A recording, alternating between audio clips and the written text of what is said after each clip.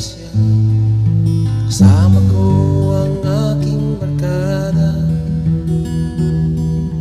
sa isang kubo, doon kami ay lumigaw at kami ay masayang masaya.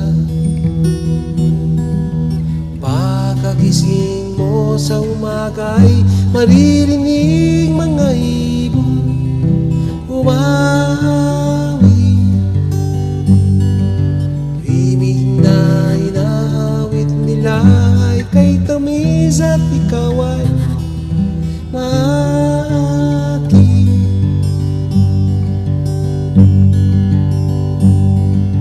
Tuwing umaga ay naglalakad-lakad kami, minamasdan ganda ng paligid.